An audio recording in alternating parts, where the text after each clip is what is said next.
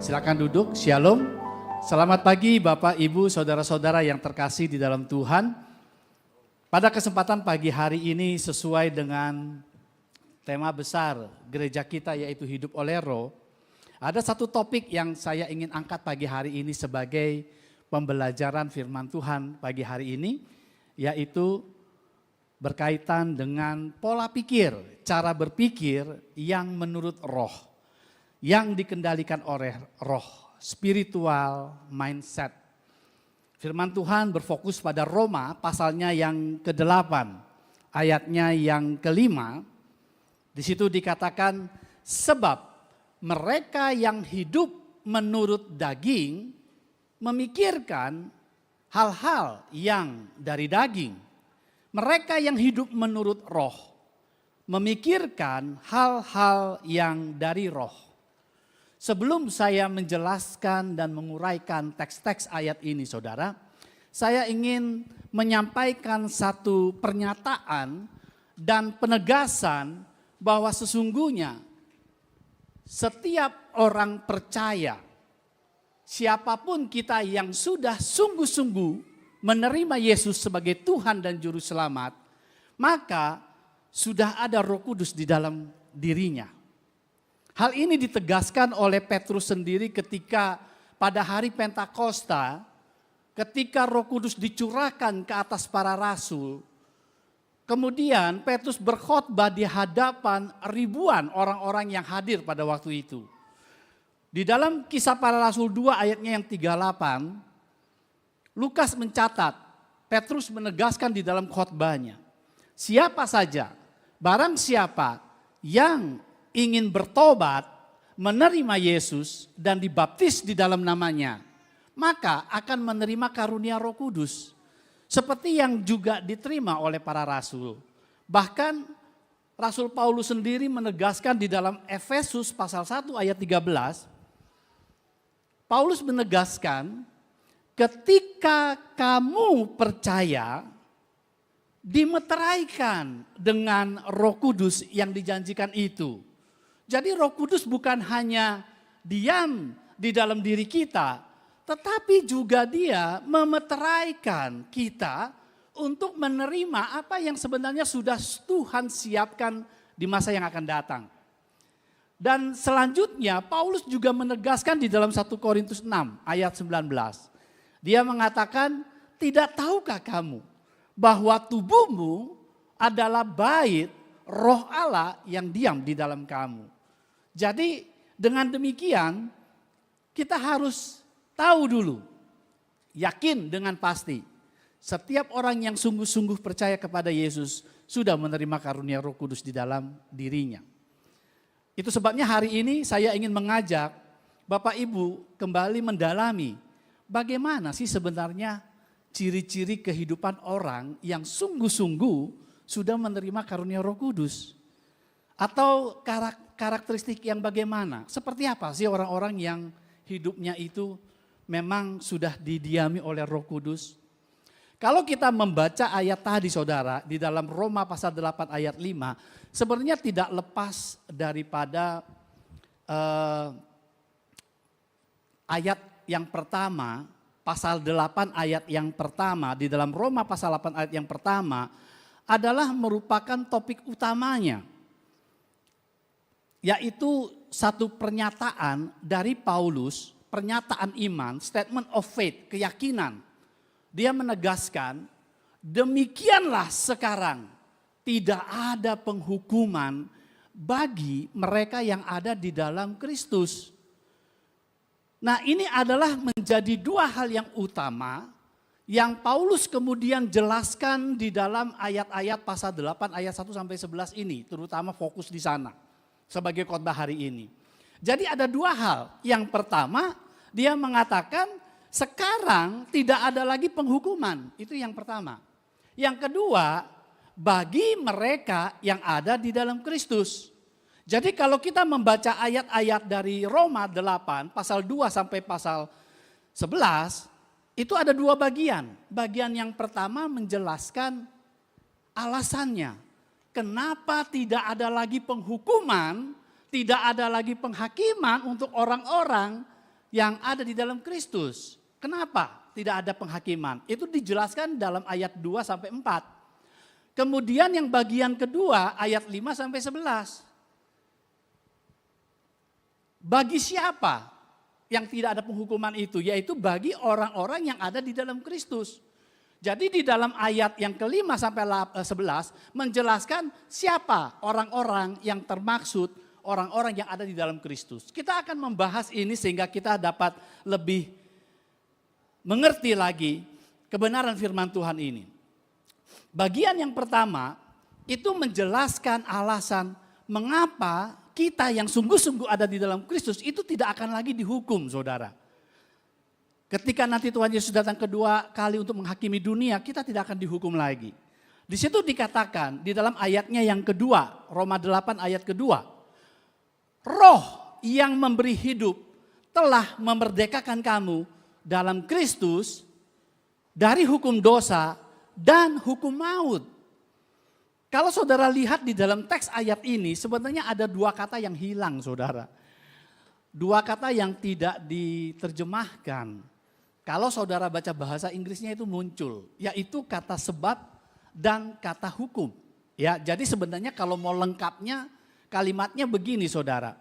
Kalimatnya itu adalah sebab hukum roh yang memberi hidup. Sebab Paulus sedang berfokus pada hukum. Paulus sedang bicara perbedaan antara hukum Taurat dengan hukum roh. Jadi ini subjeknya menjadi penting karena bukan roh yang menghidupkan, roh yang memberi hidup itu yang memerdekakan. Tapi hukum yang berasal dari roh itu membebaskan kita dari hukum Taurat. Yaitu berbicara tentang cara yang baru, kita tidak terikat lagi dengan hukum Taurat karena hukum yang baru ini kita tidak terikat dengan hukum yang lama sudah digantikan. Sedangkan hukum yang lama itu adalah hukum Taurat disebut dengan hukum dosa dan hukum maut. Di situ dikatakan itu adalah hukum yang lama. Jadi hukum yang baru ini memerdekakan kita dari hukum Taurat. Dengan kata lain, setiap orang yang ada di dalam Kristus tidak lagi terikat kepada apa yang ada di dalam hukum Taurat. Karena sudah digantikan. Dan itu adalah karena kita sudah memiliki roh Kristus. Roh yang memberi kehidupan. Hukum ini adalah hukum yang baru, aturan yang baru, berbeda dari hukum Taurat. Kenapa? Saudara harus menggunakan hukum yang baru. Hukum yang berbeda, cara yang baru ini. Dan itu dijelaskan di dalam ayatnya yang ketiga. Roma ketiga mengatakan, sebab apa yang tidak mungkin dilakukan hukum Taurat, karena tidak berdaya oleh daging, telah dilakukan oleh Allah. Dengan jalan mengutus anaknya sendiri, yang dalam daging serupa dengan daging yang dikuasai dosa karena dosa. Ia telah menjatuhkan hukuman atas dosa di dalam daging. Jadi saudara, di dalam Roma pasal 7 ayatnya yang ke-14, Paulus sudah menjelaskan bahwa hukum Taurat itu baik. Hukum Taurat itu rohani. Hukum Taurat itu diberikan Allah kepada bangsa Israel supaya mereka hidup kudus, supaya mereka hidup berkenan, supaya lewat hukum Taurat ini maka pelindungan penyertaan Allah akan menjadi nyata. Jadi hukum Taurat punya kekuatan untuk mengubah manusia dari luar ke dalam. Tetapi ini yang menjadi masalahnya, saudara. Dalam ayat yang ketiga tadi dikatakan, sebab apa yang tidak mungkin dilakukan hukum Taurat, yaitu kekuatannya untuk mengubah manusia menjadi benar, itu tidak mungkin. Nah, kata tidak mungkin di sini mungkin kurang cocok ya, saudara. Sebab kata kalau tidak mungkin itu kan impossible. Tapi kalau di dalam bahasa aslinya saudara baca di dalam bahasa Inggrisnya itu bukannya impossible tapi berbicara tentang incapable atau not able to do so. Tidak punya kemampuan. Jadi kekuatan Taurat yang seharusnya merubah kita menjadi orang-orang yang kudus dan berkenan kepada Allah itu tidak mampu hukum Taurat ini. Kenapa? Bukan hukum Tauratnya yang nggak mampu, tapi karena ketidakberdayaan daging. Karena kalau kita hidup dengan dalam daging, kita nggak mungkin berkenan kepada Allah. Kita nggak mungkin bisa benar di hadapan Allah karena mengandalkan perbuatan daging kita. Itu sebabnya sekalipun Taurat itu kuat mengubah orang, tapi kekuatannya itu dikatakan dilemahkan oleh daging. Jadi kalau saudara baca bahasa Inggrisnya itu lebih bagus ya terjemahannya, itu dilemahkan. Orang yang lemah itu dalam bahasa aslinya sebenarnya orang yang sakit. Orang yang sakit itu menjadi lemah dan tidak berdaya. Makanya di sini dikatakan tidak berdaya begitu. Karena daging kita akhirnya menghilangkan kekuatan daripada Taurat itu. Itu sebabnya perlu cara yang baru. Kita nggak bisa berkenan lewat perbuatan kita. Kita nggak bisa dengan tindakan kita bisa berkenan kepada Allah. Kita ini manusia daging. Itu sebabnya semua ini kekuatan untuk membuat kita benar di hadapan Allah itu sudah dilakukan oleh Allah. Dengan cara apa? Dengan jalan mengutus anaknya. Anaknya sendiri yang berinkarnasi dalam daging. Dagingnya ini dikatakan serupa dengan daging kita. Daging yang dikuasai dosa karena dosa. Jadi sebenarnya Yesus berinkarnasi itu untuk mewakili kita. Dia menjadi manusia dalam daging. Dagingnya itu sama seperti daging kita saudara. Serupa di situ dikatakan. Tetapi daging di sini serupa tapi tidak sama saudara. Memiliki aspek-aspek yang sama. Yang pertama punya mata, punya hidung, punya kaki, punya tangan sama kayak kita. Kalau ditusuk ya keluar darah saudara. Kalau dipukul ya bakalan lebam, bakalan biru. Ya. Kalau dia tidak makan ya lapar. Kalau dia dihina pasti hatinya sedih. Sama seperti kita. Tetapi dia tidak berdosa. Karena dia lahir dari Roh Kudus. Dia lahir dari Roh Allah. Itu sebabnya perlunya kelahiran perawan. Perlunya intervensi Allah di dalam menghadirkan Kristus sebagai manusia yang seutuhnya dan Allah seutuhnya. Disitulah saudara, jadi di sini dikatakan yang datang dalam daging serupa dengan daging yang dikuasai dosa. Ya, dan disitulah dikatakan Allah telah menjatuhkan hukuman atas dosa di dalam daging itu. Kita tahu bahwa Yesus tidak bersalah, dia mati dan dia disalib. Itu sebabnya Alkitab mengatakan dia disalib bukan karena pelanggarannya tetapi oleh karena pelanggaran kita. Ya, sebab sakit penyakit kita lah yang sebenarnya dipikulnya. Jadi kalau sakit penyakit dalam perjanjian lama itu sama dengan dosa-dosa kita saudara. Sebenarnya Allah tidak membenci tubuh kita saudara. Di sini jelas sekali bahwa Allah menjatuhkan hukum atas dosa yang ada di dalam daging itu, di dalam diri kita. Jadi dosa yang ada di dalam tubuh itu Allah memberikan kita tubuh sebagai manusia. Itu sebabnya nanti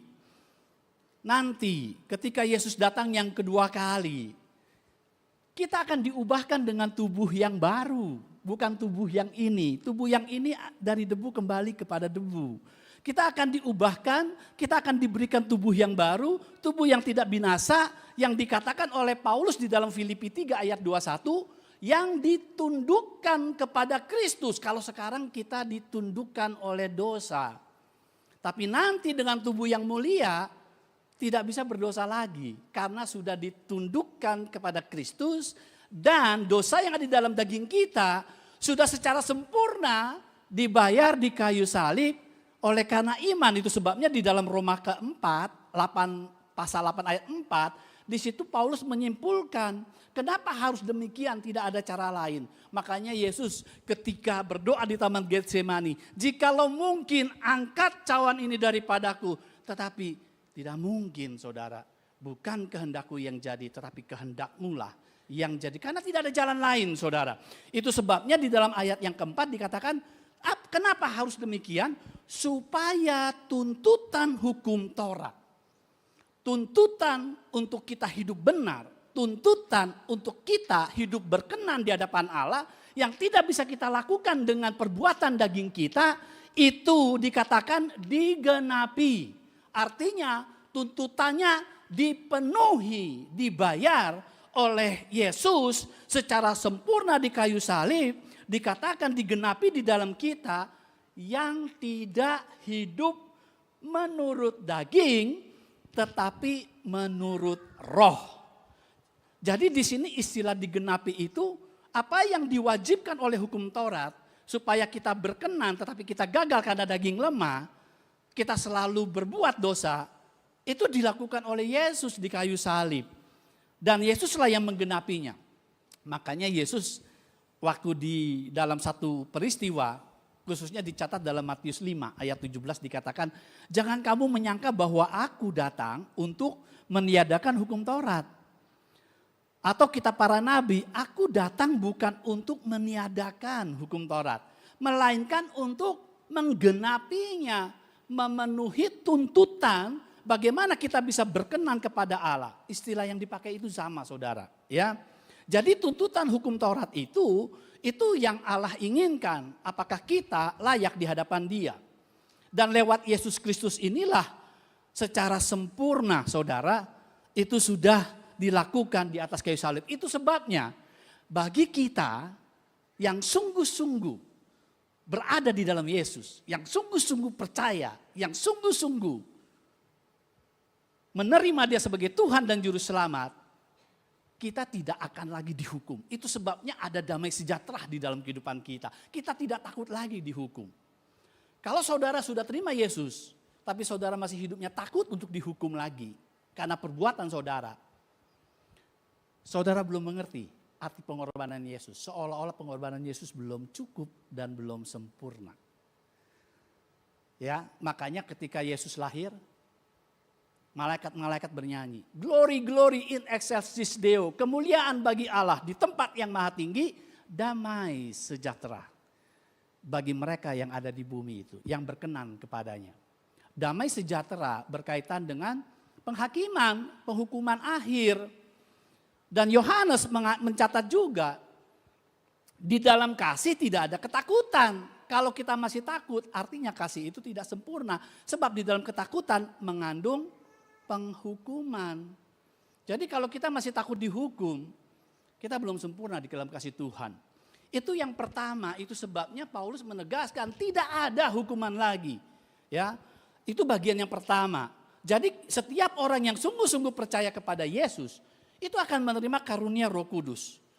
Karunia Roh Kudus ini yang menghidupkan, yang memberikan kita hukum yang baru, berbeda dari hukum Taurat, hukum dosa, hukum kematian. Sekalipun hukum Taurat itu baik, tapi masalahnya saudara, daging kita tidak mampu untuk melakukannya. Saudara di sini sudah percaya Yesus semuanya. Amin, saudara. Masih ragu? Saudara sudah percaya Yesus? Cuman satu saudara. Masih berbuat dosa? Masih? Gimana kalau belum percaya Yesus saudara? Ya, jadi itu sebabnya tidak mampu, itu sudah dilakukan Allah dengan mengutus anaknya. Jadi tuntutan Taurat untuk berkenan bukan lewat perbuatan, tetapi lewat iman kepada Yesus. Ini yang membuat agama Kristen berbeda dengan agama-agama lain. Ini keunikan daripada agama Kristen bahwa dengan amal perbuatan baik tidak bisa masuk surga.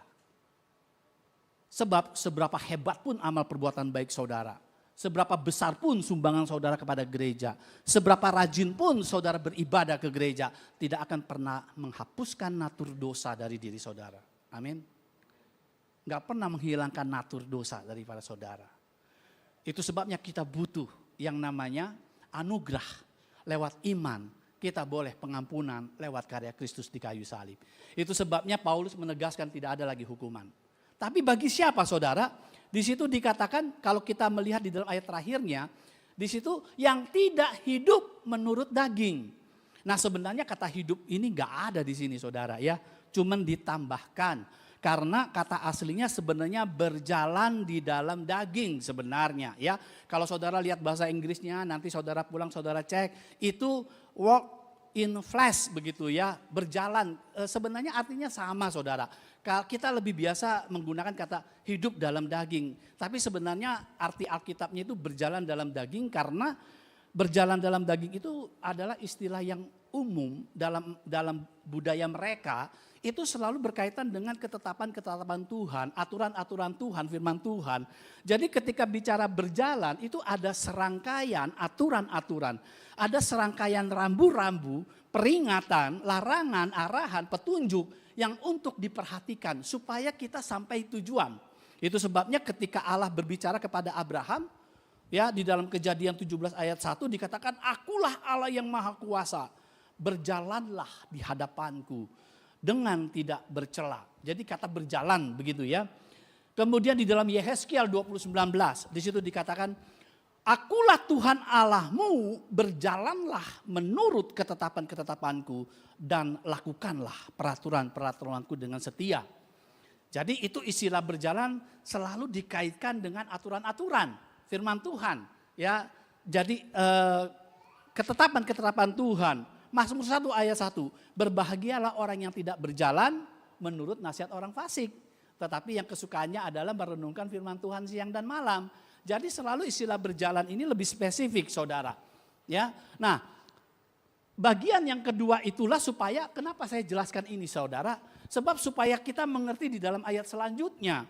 Di dalam ayat yang kedua, Paulus mulai menjelaskan siapa sih orang yang di dalam Kristus? Seperti apa sih orang yang di dalam Kristus itu? Di situ Paulus mulai membuat perbandingan. Ada perbandingan. Orang yang di dalam Kristus itu adalah orang yang berjalan menurut roh. Tapi orang yang di luar Kristus adalah orang yang berjalan menurut daging. Paulus mulai menjelaskan orang yang di luar Kristus dulu. Nah itu di dalam ayatnya yang ke-5 sampai ke-8. Di situ dikatakan, sebab mereka yang hidup menurut, jadi jangan hidup begitu ya. Enggak ada kata hidupnya di situ. Sebab mereka yang menurut daging. Kalau mau ditambahkan ya berjalan dalam daging begitu. Sebab mereka yang berjalan menurut daging memikirkan hal-hal dari daging. Mereka yang hidup menurut roh atau berjalan menurut roh memikirkan hal-hal yang dari roh, saudara. Yang saya mau tegaskan di sini kata memikirkan. Kata memikirkan di sini bukannya to think, saudara, ya. Tetapi Paulus itu menggunakan istilah yang sangat spesifik sekali, sangat spesial, khusus. Nah, saya sebutkan saudara karena ini penting. Di sini Paulus menggunakan istilah phroneo, ya, phroneo. Jadi phroneo ini kalau saudara membaca di dalam teks-teks bahasa Inggris, set their mind on flesh. Jadi membawa pikiran kita kepada menurut aturan-aturan daging, hukum-hukum daging. Jadi orang-orang yang di luar Kristus, dia akan membuat standar bagaimana berkenan Allah lewat perbuatan-perbuatannya, lewat cara-cara kedagingannya. Itu sebabnya kata phroneo ini kata kerja, orang-orang yang di luar Kristus selalu menilai dia berkenan lewat perbuatan-perbuatannya. Ya, jadi Paulus ingin mengajak kita untuk fokus.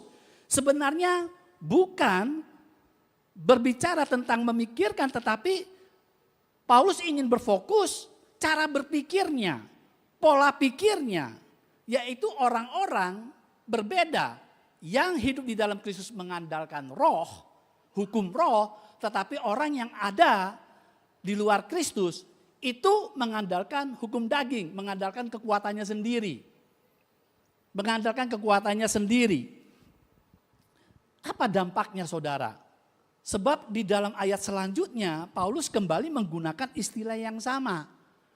Orang-orang yang di luar Kristus membawa pikirannya kepada hal-hal menurut aturan-aturan kedagingan, kemampuan dagingnya, kemampuan perbuatannya. Dan di situ menggunakan istilah phroneo. Dan di dalam ayat 6 ke 7, Paulus menggunakan kata yang sama tapi dengan kata bendanya. Karena keinginan daging ayat yang ke-7, Roma 8 ayat yang ke-7. Karena keinginan daging, nah ini enggak cocok saudara, keinginan daging itu kita bisa berpikir perbuatan-perbuatan daging ya. Karena istilahnya ini sekali lagi phronema kata bendanya. Ya, saya kalau khotbah jarang saudara pakai bahasa asli, tapi kali ini kayaknya perlu ya. Jadi mau nggak mau saudara harus sama-sama memikirkan dengan berat begitu ya, supaya mengerti teks ini. Kalau biasanya saya menghindari, tapi ini kayaknya nggak bisa. Jadi Paulus bukan keinginan soalnya. Jadi kalau saudara lihat di dalam bahasa Inggrisnya itu mindsetnya. Jadi sebab mindset yang diset menurut ukuran daging itu perseteruan dengan Allah, melawan Allah sebab ia tidak takluk kepada hukum Allah. Hal ini memang tidak mungkin. Nah muncul lagi kata tidak mungkin tadi saudara. Apa yang tidak mungkin dilakukan hukum Taurat sebenarnya istilahnya sama. Ya, adunatai begitu. Jadi artinya tidak punya kemampuan. Sebab hal ini tidak mungkin mampu kalau orang yang pakai daging untuk menyenangkan Allah itu nggak mungkin. Not able to do so. Jadi di sini phronema ini muncul lagi saudara. Istilah phronema ini dalam Alkitab perjanjian baru, kan perjanjian baru pakai Yunani ya, itu cuma 4 keluar. Kata ini cuma ada 4. Dari puluhan ribu kata-kata itu cuma ada 4. Dan 4-4-nya hanya muncul di pasal 8 ini saudara. Hanya muncul di pasal 8. Dan 3-nya dari 4 ini, 3-nya itu di ayat 6 dan 7. Ayat 6 dan 7. Satunya lagi di ayat 27. Bicara tentang roh membantu kita untuk berdoa karena kita tidak tahu bagaimana caranya berdoa. Dan roh membantu berdoa karena Allah tahu apa yang dimaksudkan oleh roh itu, yaitu menurut roh itu. Ya, jadi di sini dikatakan phronema lagi. Jadi mengapa penting saudara? Ini saya tekankan. Karena Paulus bukan lagi bicara tindakan-tindakannya. Paulus bukan lagi bicara perbuatan-perbuatan daging. Tetapi Paulus ingin menekankan mindsetnya dulu, cara pikirnya dulu saudara. Sebab begini saudara, bukannya tindakan kita itu tergantung dari pikiran kita.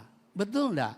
Apa yang kita pikirkan itu yang kita lakukan. Kalau kita berpikir baik, maka keluarlah apa yang baik dalam perbuatan kita. Kalau pikirannya jahat, maka perbuatan jahat yang keluar. Itu sebabnya phronema di sini penting. Yang Paulus fokus adalah spiritual mindsetnya dulu yang diubah. Kalau nggak bisa orang bisa berubah saudara. Mindsetnya ini yang perlu untuk diubah. Saudara, kita sebagai orang tua nggak bisa mengubah anak kita. Karakter kita nggak bisa. Sampai Roh Kudus sendiri yang mengubah dirinya. Pendeta nggak bisa merubah jemaat, nggak akan bisa. Tanpa kuasa Roh Kudus yang mengubah lewat firman Tuhan, cara berpikirnya, mindsetnya. Itu sebabnya di dalam Roma 12 ayat 1-2 Paulus mengatakan apa saudara? Persembahkanlah tubuhmu sebagai persembahan yang kudus dan berkenan kepada Allah, itu adalah ibadah yang sejati. Janganlah menjadi serupa dengan dunia ini, tetapi berubahlah melalui mindset kamu itu loh. Mana yang berkenan, mana yang benar, mana yang kudus, mana yang sempurna bagi Allah, itu yang kita cari. Mindsetnya. Jadi saudara, tindakan-tindakan kita itu sebenarnya cuman manifestasinya aja dari pikiran yang salah. Dari pikiran yang keliru saudara. Itu sebabnya mindset yang perlu dibetulkan dulu. Kalau tidak dibereskan mindsetnya, hidupnya pun tidak akan benar. Ya, tidak akan benar saudara. Saya kasih contoh deh saudara ya. Misalnya ada orang sakit nih. Pusing terus, kepalanya sakit. Itu kan pusing itu kan manifestasinya, simptomnya, penyebabnya kan banyak saudara. Betul nggak? Kalau pusing terus dia bisa aja tekanan darah rendah juga pusing, betul ya? Tekanan darah tinggi juga pusing. Atau mungkin ada infeksi dalam tubuhnya bisa juga pusing. Betul nggak? Ternyata setelah diperiksa oleh dokter nggak ada yang sakit saudara. Nggak ada yang sakit. Pas dicek saldonya kosong, ya pantesan aja dia pusing, saldonya kosong. Jangan kasih obat saudara, kasih duit, sembuh. Karena penyebabnya itu saldonya kosong. Jadi penyebabnya yang perlu kita cari. Paulus ingin menegaskan, selama mindset kita salah, kita nggak mungkin hidup di dalam roh. Mindset ini yang harus kita rubah. Itu sebabnya saudara, di dalam Roma 8 ayat 8, Paulus menyimpulkan mereka yang berjalan di dalam daging atau mindsetnya di dalam daging tidak mungkin berkenan kepada Allah. Dengan kata lain seperti lagi tidak mungkin muncul lagi saudara. Di situ menggunakan istilah adunatai lagi. Dengan kata lain tidak punya kemampuan. Percayalah, itu sebabnya begitu penting di dalam kekristenan saudara. Kita berbuat baik bukan untuk masuk surga. Kita berbuat baik karena kita ada Roh Kudus di dalamnya. Kita berbuat baik karena kita adalah anak-anak terang, karena kita ada anak Allah. Untuk membuktikan bahwa kita adalah ada Kristus di dalam diri kita. Bukan untuk syarat masuk surga saudara.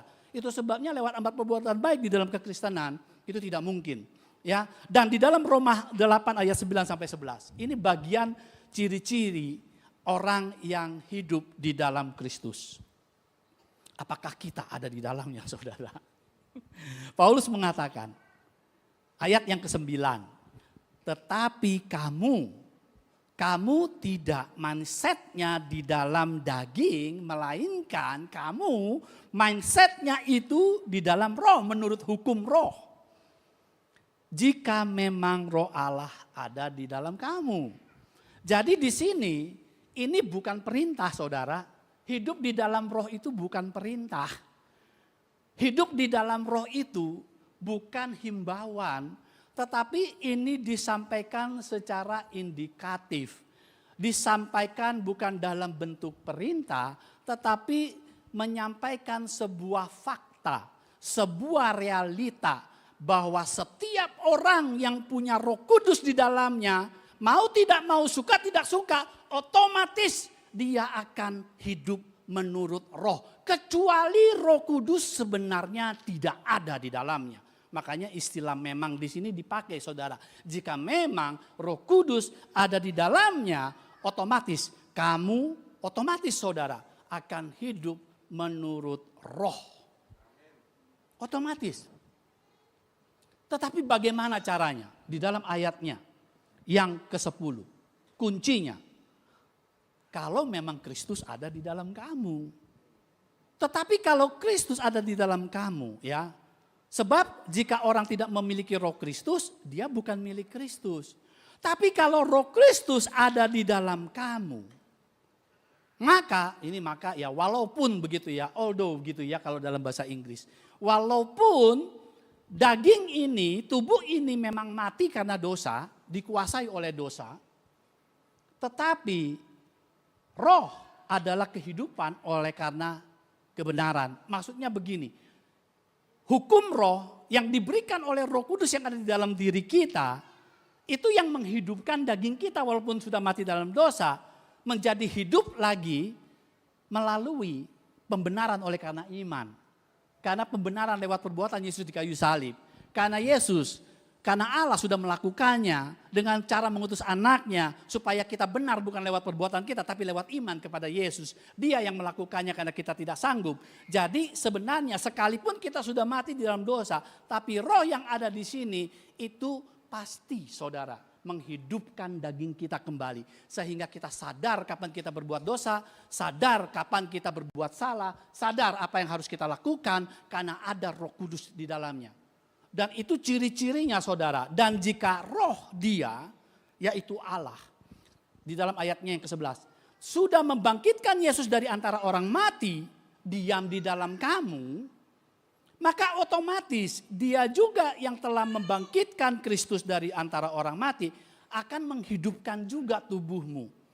Yang fana oleh rohnya yang diam di dalam kamu. Jadi begini sebenarnya saudara. Kalau kita benar-benar sungguh-sungguh percaya Yesus, seharusnya sudah ada roh Kristus di dalam diri kita. Dan itu akan nampak dari pola pikir atau mindset kita yang benar. Masalahnya, kenapa kadang-kadang itu tidak muncul dalam kehidupan orang percaya? Karena kita tidak peduli apa yang ada di dalam mindsetnya kita. Karena kita tidak berusaha untuk mendapatkan mindsetnya ini. Ya, dengan kata lain begini saudara. Orang-orang yang ada di dalam Kristus itu akan nampak dalam pola pikir atau mindset yang benar dan dia tidak mengandalkan kekuatan daging. Tetapi bergantung kepada roh yang ada di dalam diri kita. Bukan berarti bahwa kita harus hidup sempurna, saudara. Bukan, ya. Tetapi kita berjuang. Ada yang namanya pergumulan, perjuangan untuk hari lepas hari menjadi orang Kristen yang lebih baik. Untuk terus bertumbuh di dalam kebenaran ini. Sebab tidak mungkin kita hidup sempurna di dalam dunia ini. Bahkan Paulus sekalipun berkata hal seperti itu. Dalam Filipi 3 ayat 12. Paulus mengatakan begini, bukan seolah-olah aku sudah memperoleh hal ini atau telah sempurna. Melainkan aku mengejarnya, kalau aku dapat menangkapnya, karena aku pun telah ditangkap oleh Kristus. Jadi ada yang namanya dorongan untuk kita terus menjadi lebih baik setiap hari. Untuk terus menjadi orang Kristen yang bertumbuh di dalam iman.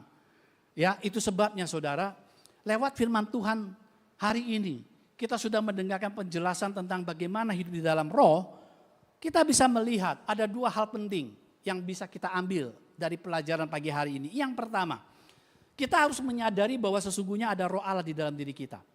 Itu dulu saudara. Kalau saudara nggak yakin ada Roh Kudus, gimana ya? Saudara harus dibaptis ulang, saudara. Baptisannya kucak, saudara ya. Jangan baptis selam percik lagi, saudara. Ya, jadi saudara harus yakin dulu. Tetapi bagaimana cara saudara meyakinkan? Ayo, bagaimana saudara meyakinkan ada Roh Kristus di dalam diri saudara? Paulus memberikan caranya di dalam 2 Korintus 13 ayat 5. Dalam 2 Korintus 13 ayat 5, di sini dikatakan begini. Ujilah dirimu sendiri, apakah kamu tetap tegak dalam iman. Selidikilah dirimu. Nah, kata selidiki ini sebenarnya bahasa aslinya buktikan dirimu. Apakah kamu tidak yakin akan dirimu bahwa Kristus Yesus ada di dalam kamu. Sebab kalau kamu tidak bisa buktikan, kamu tidak tahan uji. Tahan uji ini dalam King James Version reprobate. Reprobate kalau dikasih Google Translate atau kamus bahasa Indonesia itu bajingan, saudara. Ya, kalau dalam bahasa Alkitabnya itu terkutuk. Kalau kamu tidak bisa buktikan Yesus ada di dalam kamu, sebenarnya kamu terkutuk, kamu tidak selamat. Sama seperti Paulus tadi, kamu bukan milik Kristus. Bagaimana cara buktikannya? Lewat perbuatan kita. Lewat perbuatan kita, di mana setiap hari kita berusaha untuk mematikan keinginan-keinginan daging kita yang melawan keinginan Allah. Dan kita harus mempraktekkan itu. Itu sebabnya saudara, sekalipun kita bebas dari hukuman, sekarang sudah bebas dari hukuman, tidak ada sedikit pun kesempatan untuk kita boleh berbuat dosa.